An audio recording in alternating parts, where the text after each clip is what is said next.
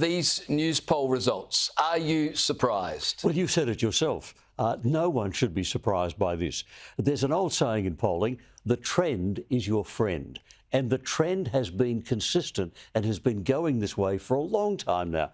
And you can analyse the reasons. You can talk about why it's the case. It has been a more expensive Christmas for a whole lot of people. Whole leg of hams were not available because people couldn't afford anything more than half a leg of ham. Lots of little indicators that everyone is feeling the pinch. It's really tough for everyone.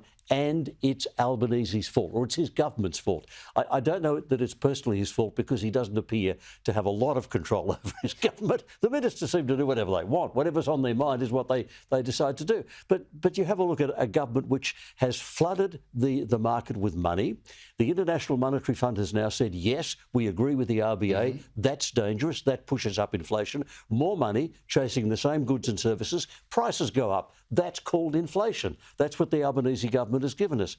And Chris Bowen has worked very hard at this. He deserves credit because if power prices go up, everything goes up. Everyone who uses power, warehouses, factories, shops, they all have to put their prices on and pass on the increase in power. That's what's happened. Now, when that happens, we really are worse off.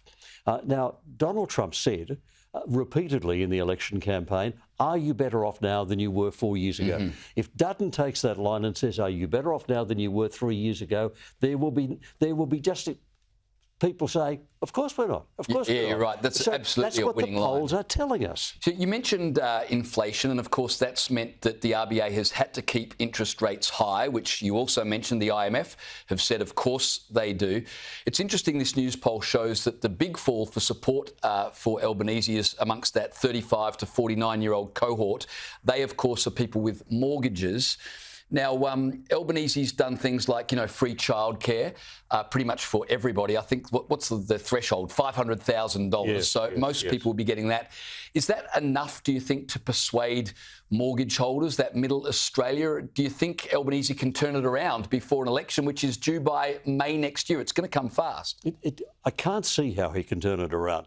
That childcare move is not good news for anyone.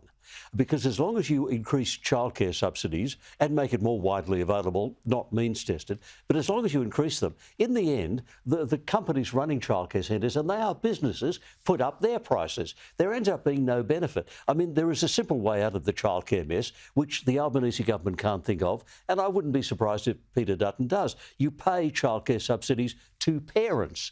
And then one parent might decide to stay home and raise their own child, or they can use that money to subsidise their childcare. But you pay it to the parent. Once you're paying it to companies, it's a dead loss. It actually doesn't help anyone, and it doesn't create any additional places. Paying it to parents will create additional places because there'll be some parents who'll stay home and look after the kids. Bingo, more places in the current childcare centres. So there are things that could be done, but Anthony Albanese has displayed this remarkable, it's almost astonishing inability to read the room, know where people are, know what people are worried about.